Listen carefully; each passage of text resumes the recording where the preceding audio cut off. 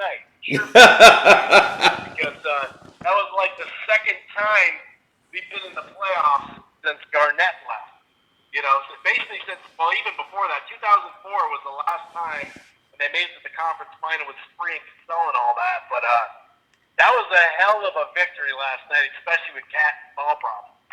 Oh yeah, I think the Wild victory was more impressive, but yeah, this here was expected for me. I thought they were gonna beat the Clippers, but the fact that they were down in the fourth and had to come back, that showed a lot. Without Cat, yeah. Yeah, yeah, because when Cat fouled out, everybody thought the game was over. Because in the first half, people thought like, man, they're cheating the the T Wolves.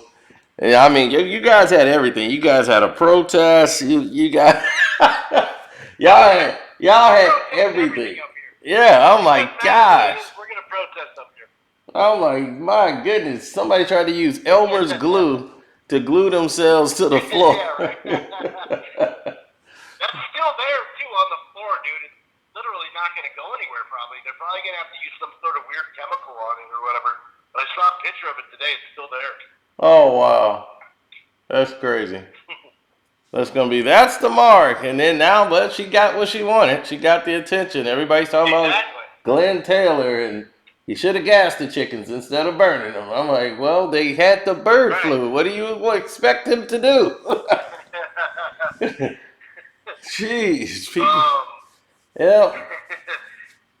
So we can start with the entertaining weekend that was, especially the Lubin Fundora and the Golovkin Murata. Those stood out as far as action fights. We can start there and get your take on that before we dump into Spence Ugas. Yeah, the Lubin fight, man. I did like my first boxing post fight in a long time off that fight. That was incredible because that was a fight I felt Lubin had in the bag. Even when he got knocked down, he was still kind of controlling the fight. I think like he was taking too many shots because he was waiting too much. But he was landing the more telling shots, and I was like, man, he's winning the early rounds. But the attrition of the fight was starting to change. Did they ever declare what was broken on him? I guess I heard he broke his nose and then he messed up his shoulder. I think I heard, don't quote me on this, but I think it was a separated shoulder. Okay. Because as the fight was going on, I thought to your point, he did win more rounds on the scorecard. Yeah. I mean, he was completely winning the fight as it was going. But I understood the stoppage, but I could see the turn in the action. And like the fifth or sixth round, Fedor was like really stepping it up. And to me, he looked like he's way big. He looked like he was almost like 200 pounds almost in that ring. I'm like, yeah, they sure that they weighed these guys again? Because I'm like, my goodness. It didn't look like he was doing that much damage. But he was actually hitting him with some hard shots. And just like, it seemed like a lot of weight on the punches. But his chin is like so in the air and he's like really green. And I'm like, my goodness, this guy's going to get his head taken off. You know, if somebody set this up right, you know, this guy's going to get his head taken off. As soon as I said it in the seventh round, he got caught. I said, oh, see, now he's got caught. He's got some adversity now. And I was like, let's see if he get let off the hook. And he didn't. He got caught again and just with straight will, he basically took a knee to try to get his head back together because he was just rocked. So he's trying to get his, nerves back together. But what saved him is that it was close to the bell. So when it came out for the next round, it was like surgery work. It was like Lubin gave it his all in that seventh round. In the eighth round, he was trying to just sum it up in spots. But he was just getting dominated by the activity, the work, and his ability to smother. He uses his size to his advantage. He's not going to let you get off. If he throws a shot or whatever, he throws his punches, then smother your offense. Something Bernard Hopkins was good at when he was fighting, is smother your entire offense. It's like you're going to have an off night because you're not going to have a rhythm because I'm just going to smother you all night. And that's kind of like how Fundora was doing it. He'll throw his shot that he wants to throw and then kind of smother your work. So Lubin didn't know how to adjust to that, and then that fight was basically going to be over.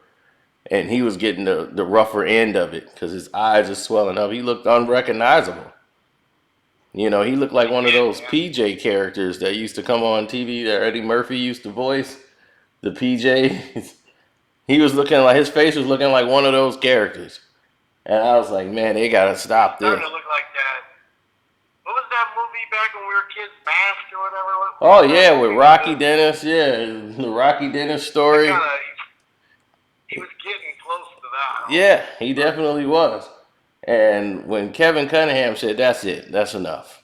That was the right call. And somebody, in the Lubin corner, who was rooting for Lubin, had on a Lubin shirt, throws a bucket of ice, a cup of ice, at Kevin Cunningham. And Cunningham is from St. Louis. So he was about to go right in that crowd. I forgot about that. I forgot to mention that. Yeah, totally, dude. He was ready to go. Yeah, he was ready to go. He was going to go right out of that ring and grab that guy and bring him back in. And I mean, good job by Fundora, but I think he's really not ready for the upper echelon at that division. He's going to really get himself hurt. He's probably going to have to, he needs some more fights, before they start, bringing him up, because he's really green. He makes a lot of mistakes that can get him really, hurt, knocked out. So, but I don't think Lubin's career is over. Somebody said he should retire. I think that was Robinson. He looked good in his fight. Yeah. And they talking about putting those two in the ring. Tony Harrison and Fundora. Oh, yeah. Yeah, but I'm just like, okay, it'll be a chess match. But Tony can get caught. But that's a good fight for him, either way. I think so, too. Yeah, the first fight was a robbery. Tony can counter his ass off, too. That first fight was a robbery, Chris. That draw they call? Oh, my God. Yeah, it shouldn't have been. PBC at its finest. Completely robbery. Yeah, definitely should have. Yeah, I'm like, this guy clearly won this fight. What are they talking about, a draw? I was right with, wasn't it, Printella? Yeah, I'm like, man, this is PBC at its finest. They knew they robbed that guy. The other guy, he wasn't even in the stratosphere getting a draw. But, let's talk about Triple G. Yeah, let's talk about Triple G's fight. Because he made his return Saturday and earlier in the day, and we watched that fight against Royoto Maruta, and he was definitely game. And the thing about him is he just doesn't have the power to keep Triple G off of him. And that was the only difference in this fight. He was hitting him from angles and was in there. And once again, at 40 years of age, I think the shell's been cracked on Triple G. And, he can't take those body shots at all. Like, and this is not even a body puncher. Mayorta caught him with a body shot, and I thought he was going to just fold all the way over. And the early rounds, he was taking them, but it's just the attrition. He cannot keep up. It seems like he gets hurt to the body more than he does to his chin, Yeah, because the bodies, it don't go anywhere. Plus, he's never been a guy that was physically, he always was a guy that's excessively big, drinks, belly would get all fat. That's why I used to call him Triple Cheese. I was like, that's Triple Cheese. And here he comes. But he's all, getting into shape and all that. He's not a six-pack guy. He's a guy that burns it off when it's time for a fight. But he's not somebody that's keeping his body tuned 24/7. So if you go to his body, it breaks him down. That's how Canelo was able to hurt him a lot with those body shots. Canelo's body shots was getting and affecting Triple G, especially in the second fight. Second fight, it was more telling because he knew, man, I didn't really have to move around a lot with this guy. I can stand right in front of him. I'm burning, wasting energy. I could just stand right in front of Triple G and beat him. He's really that slow, and I could just make him miss, and my reflexes is good. So in the second fight, I'm like, this is going to be even better for Canelo because he's going to save the energy because he's not going to have to move as much. So all the early rounds are going to go to Canelo easy.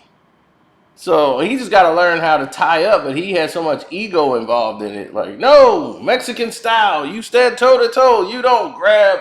I'm like, dude, you grab that man, hold that man, tie him up. You already got the fight won because basically the first 5 rounds is yours. So you can just trade either other round. That's how Roy Jones used to basically calculate his victories. He would go out and try to win the first 3 or 4 rounds, then try to win every other round to ensure a decision if it goes that way. And if he's losing a round or something, he wants his corner to tell him, hey, you kind of lost that round. Okay, well, I'll go get this one. So this is how his strategy was in the corner of just basically scoring fights in his own mind as he's moving forward with the fight. That's his game plan. So Roy's game plan was never to try to really get you out of there. It was just about winning rounds. But with Triple G, when he got a stoppage, and I think it was like round 9 or something, they stopped it because there was no way, Ryoto could continue. The fans clapped and they applauded Ryoto's performance, in Japan because they have a sense of respect that he went out fighting. He went out on his shield. Right. And it's just so much of a culture difference when you see how they are, like, people are respected where they live to where they are now. It's like, man, where we live today, we sit there and make fun of or make memes and we shame the fighter that fought hard. I'm like, man, this guy fought hard. He gave it his all. He just lost. He just didn't win the fight. It's like, hey, he can fight another day. It's not like I wouldn't want to see him again. Like, he just stunk up the place. It's some fighters like that. I can see you booing them if they just come in there like, I'm a hug till I get to the bell.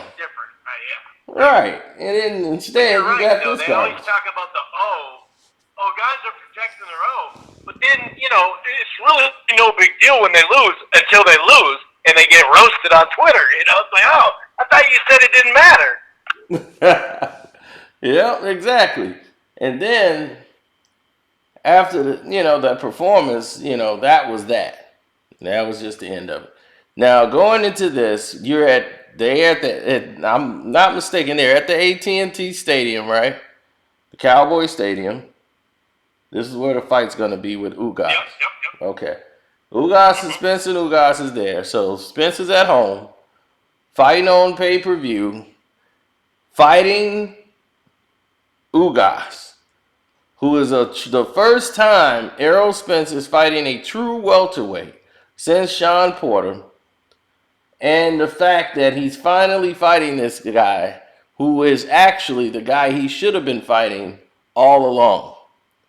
When he fought Sean Porter, he really should have been fighting Ugas.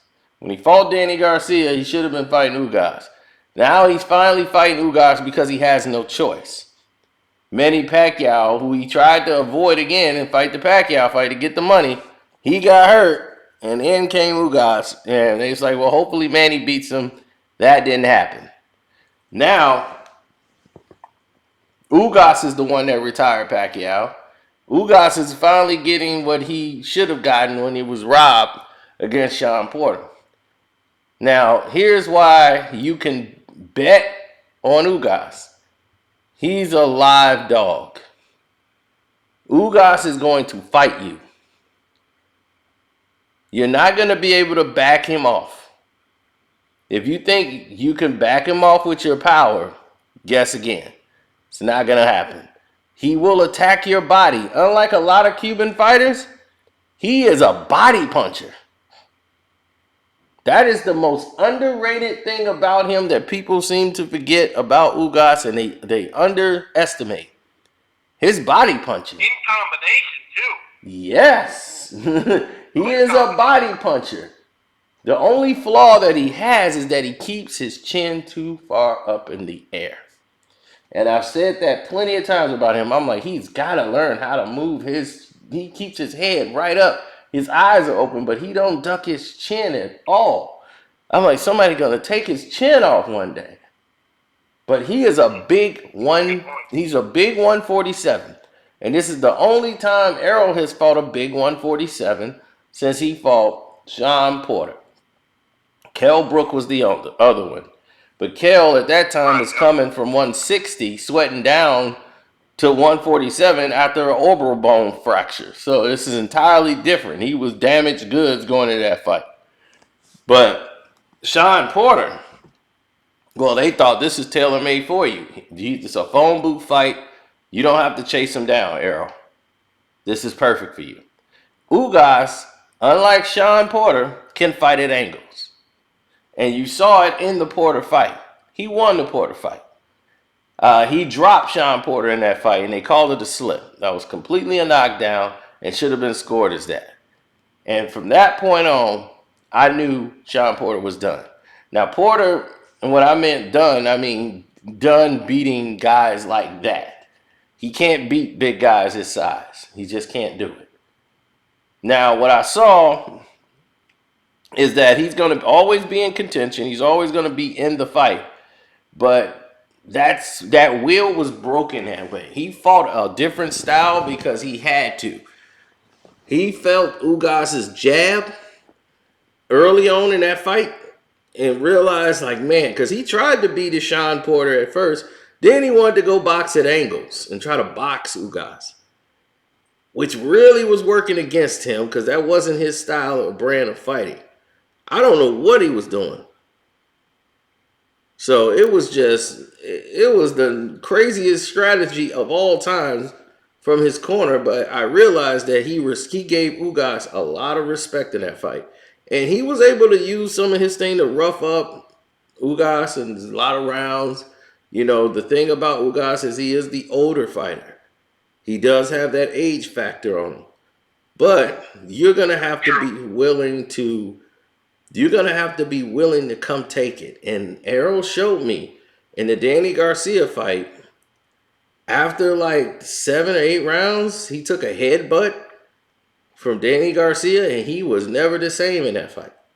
He lost like 5 rounds, at least 4 rounds in a row. He was lucky for him. The fight was already, basically decided. But Danny's a small welterweight. If you have that shutdown in the middle of this fight, like, it's some people in the boxing world was like, man, I want to bet on Ugas. Because they remember what Errol was going through preparing for Pacquiao. And they was like, I don't know if he beats Pacquiao. From what we're seeing here, he was getting, kind of handled by his sparring partners.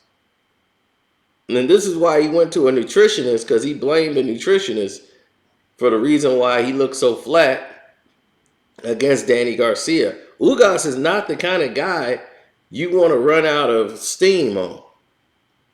He's not that guy you want to do that. He has a sneaky right hand over the top that comes out of the high guard. It looks like puts up his high guard as a disguise, and then he'll pop out with a right hook that you don't see, because he'll throw it around your guard. And the way Errol stands, Errol won't see the right hook.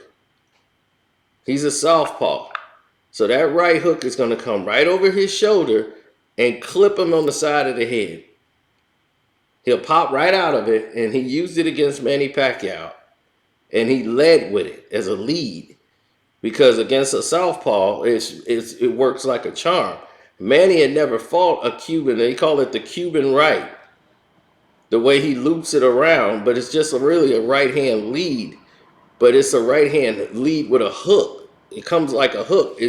He starts off with the punch in front of his face, like it's protecting him like a guard, and he just pops out with speed and makes a hook out of it. And it gets around and keeps clipping him. Now, you can make an adjustment to it, but if you're not familiar, you'll just keep getting hit by that. And it's frustrating. And Pacquiao was getting hit with it at will. He had no answer for it because he's never trained against a Cuban fighter, and even as an amateur. They avoided those type of fighters because they wanted to keep Manny Pacquiao winning, and those are tough fights for him. They're skilled at boxing and fighting at angles. Now, Errol, the thing about him that protects him a lot is Errol has a very wide stance. And that very wide stance will kind of keep the fighters away from your body. And it helps you control the distance. And you can use your jab to kind of matador and keep a guy at bay. But Ugas is good at smothering you, coming in your wheelhouse, and being physical with you. You're not going to out physical Ugas. He's a big 154. He's not a power puncher, but his punches hurt. They get there, they do some damage. And with Errol, who's coming off this eye injury, Errol is not shown to be really slick and don't get hit. He's not an evasive fighter like Floyd and like everybody like to think. He's more of a I'm gonna take it and come back with my own and come back and take it and come back and keep digging to the body and break you down with my style. And I feel like this is gonna be a back and forth fight, but it won't be a fair fight. Won't be judged fairly. Errol will win by a majority decision, and that will be the end of it. It's PBC. He would have to literally hit Errol Spence and knock him out with a pipe and unconscious, and he might get the win. It's there is no way they will give Well, to him be this fair, win in though, that's Texas. the A-side thing. That's not just EDC. That's A-side. When you sell tickets, you have the advantage. Yeah, you're right. I mean, advantage, but it's in Texas. This is the Texas guy. This is the event. He's not going to get his hand raised. Right. So I'm just letting people know who betting. Ugas, to me, I would definitely put money behind, but not when he's fighting in Texas. Jerry Jones Stadium, no way. There's no way I'm going to bet against that. This fight's going to the cards. It's already been decided. They already know where they're going, and Ugas is going to get robbed. It's like he doesn't speak English. No, we can't do it. And that he would have to knock Errol out in order to win that fight. I see a majority decision for Errol Spence, even though the fight will indicate that Ugas won the fight. I do think Ugas will win and get robbed. So what's your guess as far as your own? You know how, like, I always look at it like my scorecard or our scorecard. My scorecard would have its. My scorecard would have its. Like that, no matter what. Yeah, my scorecard would have its. It'll be 7 rounds to 5 for Ugas. Might be even 8-4. But I got Errol winning some of the early rounds, like around it. I think they'll go round for round. Then after round 5, I see Ugas taking over the fight from round 5 all the way through 12, and it won't even be close after that. And they're still gonna give it to Errol. Errol's activity will slow down, and he will not be as active as people think. He'll be more defensive and trying to hold and throwing one big power shot and little tip tap jabs, but he ain't gonna be able to do that with a real welterweight in front of him, a real big welterweight, just like himself. And then you're gonna start to see people ask those questions about Bud Crawford, and that's gonna change again. You know, it's already linked over to Bud's favor now, but you're gonna see it change even more after this Ugas fight, because Ugas is going to get robbed, and that's that. I can't see it happening no other way. Errol has not shown me he's back 100%. Mentally, he's talking about PTSD. He's talking about still having it when he's in a car and riding. I've been in serious car accidents, and I know exactly what he's talking about. When he was talking about seeing the car crash, I'm like, yep, I had that. Right. Every time I closed my eyes, it was like, not the sport that you want to have any kind of hesitation in. You know, it's like team sports can cover up stuff, but boxing always has a way of unveiling it right there in the ring. No matter what, who wins or whatever, you kind of like, oh wow, yeah, he's effective. You know, we should know somewhat. You know, we'll know in this fight if you know, just having 15 months on, I don't expect 15 months out of the ring, I don't expect him to be 100% anyway. But yeah, boxing has a way to really, expose stuff. If you're having issues, you're gonna see it in that ring. 99 times out of 100. Yeah, my buddy Q, man, Q think Errol's gonna win by knockout. And I'm like, Errol cannot knock out Mikey Garcia. When Mikey Garcia was hurt, a guy at 135, he can't knock him out. And that's what showed me right there. I said, oh my God, he doesn't know how to do it. And this is where a lot of people were getting caught up with his knockouts that he was having early on and his stoppages. And I said, when you knock someone out in the ring, you normally set it. I'm like, this is why the difference between him and Terrence Crawford. Terrence Crawford would have got Mikey Garcia stopped. There's a progression in how you set it up. You're not just going out there to land a lucky punch, a punch to get him hurt, and then you just attrition knock a guy out. There's people who do it that way. That's Errol, and then people who know how, when a person is hurt, how to get them out of there. Errol didn't know how to do it. He had Mikey Garcia hurt. Well, same with Crawford will get hit sometimes too much, you think, but he's lining it up. It's like he's baiting it in a sense. Yeah, he's setting it up. Wow, that's different, And then when he got you hurt, he knows how to get you out. To him, there's more tricks in the bag. Yeah, he'll throw a lot of different things at you till he finds something that really works. And then he'll go back to it. Yeah. And when he sees there's an opportunity, and he knows how to finish you. And that's why they say this guy knows how to finish a fight. Ray Leonard knew how to finish a fight. The guys who had you hurt, they normally knew how to get you out of there. And like, okay, if you hurt, this is what I'm coming with, because I know this, you won't see it coming. They know how to set up the shots. Errol don't seem to have a plan in doing that. And I watched that in that fight. I said, man, he didn't even know how to get Mikey out of there. I was like, Mikey survived basically because Errol just like, I'm just going to keep throwing punches until like one of them land and then get you out of there. And I'm like, oh my God, he really don't know how to do it.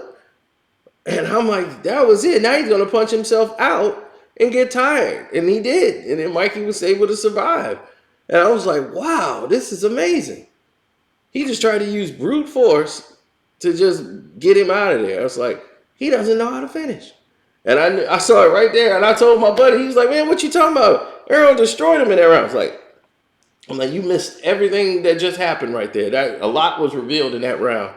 He can't finish. He don't know how. I'm like, he's not going to stop in this fight. Well, I don't know about that he doesn't know how or he can't, but in that fight he did. That's the bottom line. He can't, and he did it in every other fight ever since. He ain't stopped no one since. He can't do it. And I went back and I said, I got to go back and watch some fights. He can't do it, Chris. He can't. He doesn't know how. After that fight, you're saying, because after that fight, broke down people's fight. Sean Porter fight. When Porter got up from the knockdown, when he knocked Porter down, he didn't know how to do it. Yep. He didn't know how to do it then. Same thing that went on with the Danny Garcia fight. Didn't know how to stop Danny at all. And I went back to previous. I didn't think he really had him close to being stopped, Danny. With Danny was hurt. No, he had Danny hurt. Danny was hurt, and his will was about to break. And because he was basically in, like, the power was taking the difference. Danny felt the power difference and the size difference. And because Danny's a 140 fighter. And, he's feeling the power difference in this fight. And the fact that he's feeling defeated. And they trying to keep his spirits up in the corner, but he's getting ready to break. And this is where a fighter that knows how to stop someone, they know how to close in on these moments. They know how to take advantage of it and rip that guy apart, Chris. And that's how they see that. They wait for that moment when the fighter is getting ready to break. And I told you would be very impressed. Yeah, I talked to Bud's people, because me and Red are really cool. I talked to Bud's people. They saw it right away. He said, oh, talking about the Mikey Garcia fight? He said, they told me to go back and watch a certain fight. And they said, go back and watch that fight. Watch this round. That's how long they've been watching Errol Spence. I was like, they went back to a fight, not just him getting rocked. It was a fight he dominated. And they said, watch this fight. Right. This guy here, now watch what he's doing. Look at his feet. He don't know what he's doing. He said he don't even know how to get this guy out of here. Look how this guy's just surviving and getting out of there. He don't know how to cut off the ring. He can't even cut off the ring properly. Look at it. And I'm like, wow. Now they're watching it going back to those fights. And that's how long they've been watching Errol. And I was like, wow. They's like, we know what we would do to him if we ever got in the ring. And he's like, his people know it too.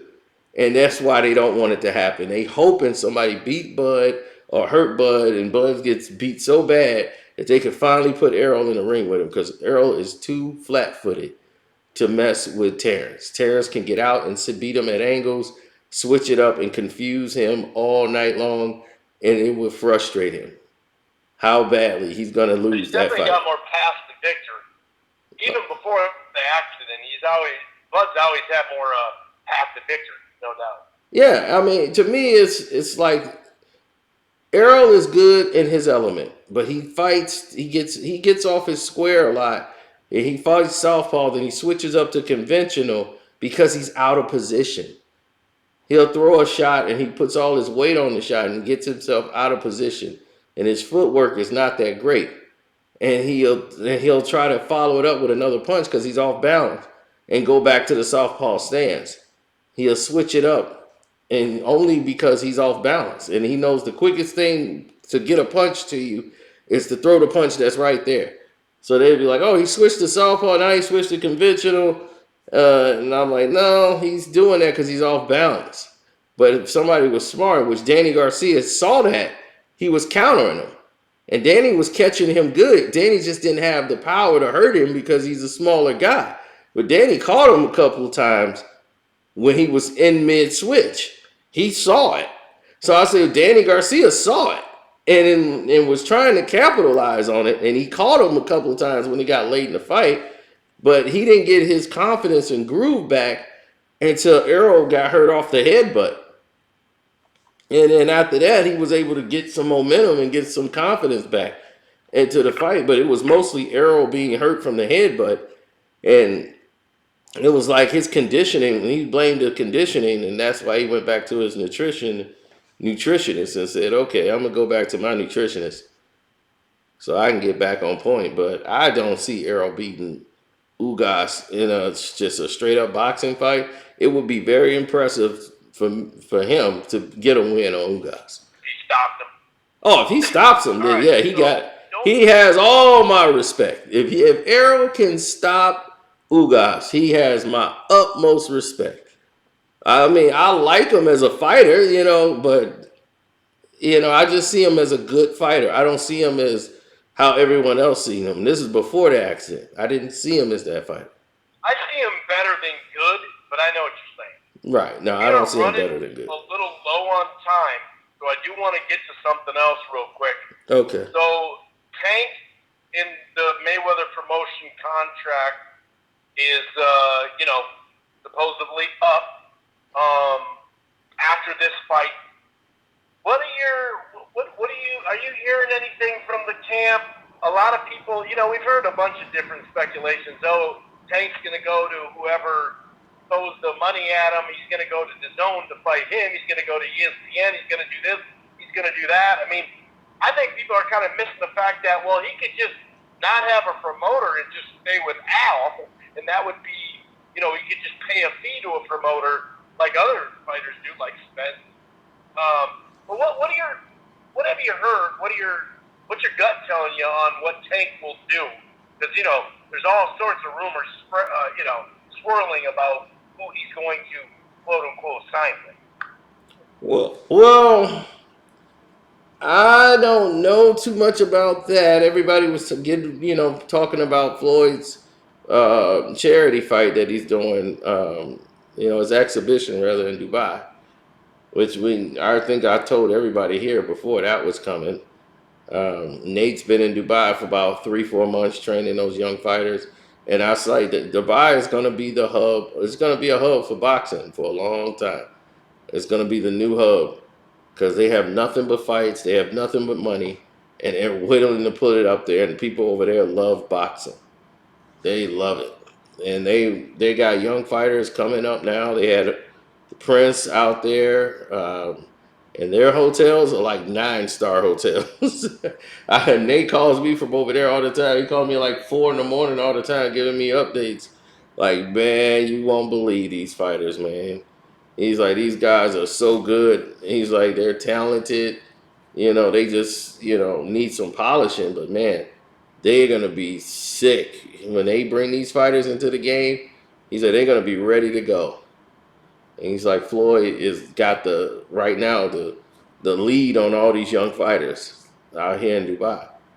So he's been out there, doing business deals and basically doing some promotion for the skyscrapers that he's invested in. So this is mostly a business fight for him. They had to postpone it because it was supposed to happen earlier, but they postponed it because they had the opponent they had wasn't good enough or something. It's like, no, we kind of need a better name. So I don't know. But now Anderson Silva's on that card and this and that. But let's get into Tank.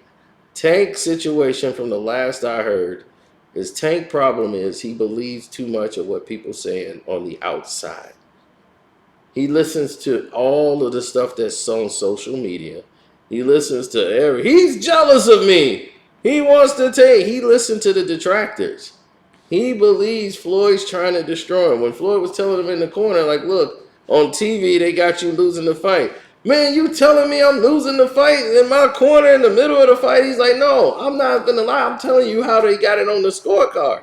Like, I don't want you to lose. Tank always feels because Adrian Broner's his friend. And AB, always is telling him, look out for Floyd. Look out for Floyd. And it's like, Floyd didn't do anything to you, AB. Everything that happened to you, you did. So it's just like, what do you want to blame him for? He didn't ever cost you any money. You cost yourself money. He ran back from the club right with Floyd. If you wanted to. Exactly. I mean, come on. Yeah.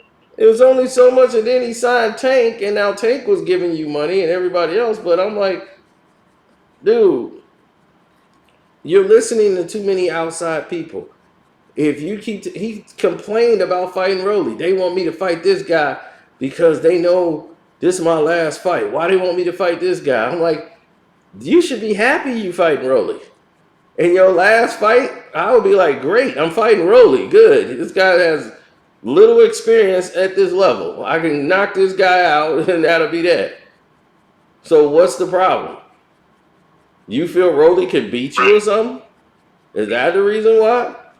Rolly's fighting you because he didn't take the step aside money. He filed for he's the one that's supposed to get the shot at the title. So he's your mandatory. So you have to fight him. That's why Rolly's getting the shot.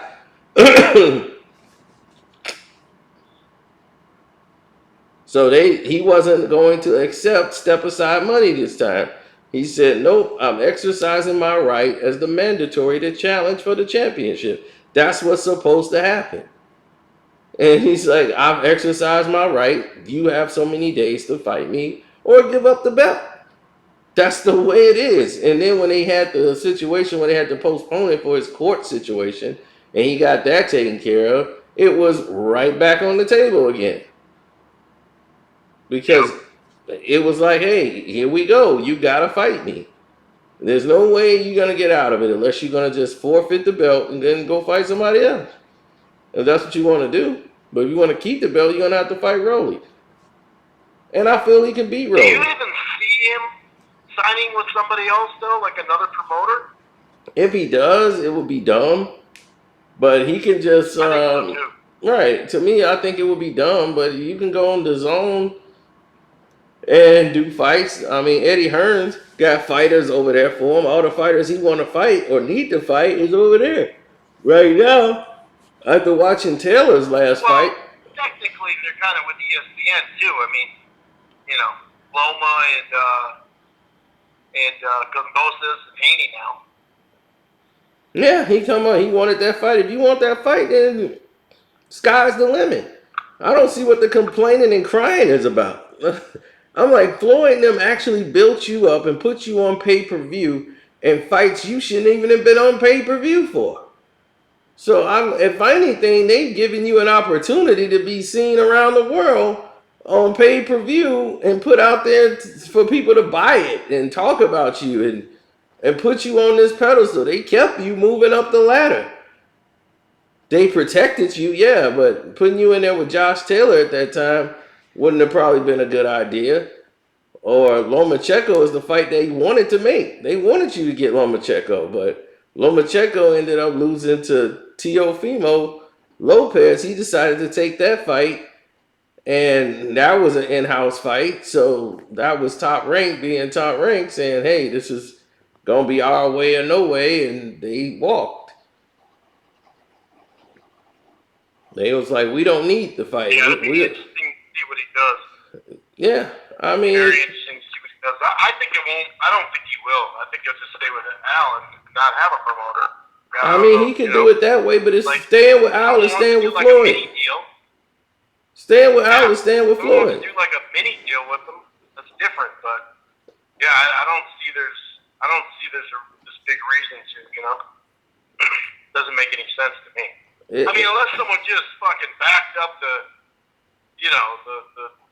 bank on him and said, hey, it's just crazy numbers. It's like, well, okay, that's a little different, but yeah, I don't know. We'll see. Yeah, we'll see, man. I appreciate it. Yeah, I appreciate you stopping by, and my schedule's starting to straighten out a little bit, so it's not just so random time. So I believe next Tuesday I'll be doing a show. All right, cool. So I'll text you to remind me. All right, thanks. I appreciate it. So. All right, Garcino, it's good hearing from you, man. Oh, it's great hearing from you, man. And go Wild, man, because, that Dallas game tomorrow, everybody got the Wild counted out. But I think they could take it. Right. I think they're going to beat the Dallas Stars. Season, that's for sure. And everybody's like, man, the Stars going to take them. They shouldn't have got that game. I'm like, wait, watch this. I'm like, the Wild's going to win the game. It might be by one goal. We'll take it. But, yeah, everybody's betting on the Stars tomorrow. Yeah. Yep, they still the North Stars. Exactly. Take that North out of there. Just call yourself the Stars. All right, buddy. You take it easy. All right, take care. Muted. So Portland 503. You let me know when you're ready, and I'll go to you. As far as like what is that? Oh yeah, that Stanonius Bootsy. Yeah. That's a pick 'em fight.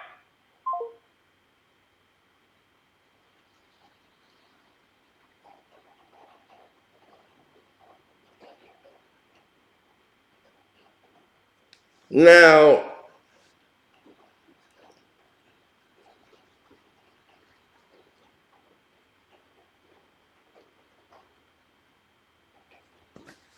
here is the gist on the rest of you guys. If you want to listen to the entire show, don't forget to go to ropadoperadio.com so you can get caught up with everything while it goes down live. So this is about Ugas and Spence. We talked about the past fights that actually happened. And now he said he's going to get back on regular schedule. The Rope-A-Dope radio show is on Blog Talk Radio. You can actually call in, talk on the show. It's wonderful. So Chris Carlson's been running this show from like over 10 years now. Well over 10 years. So I'm with it. Y'all tell me what y'all thought about the show. Let me know. I'm out.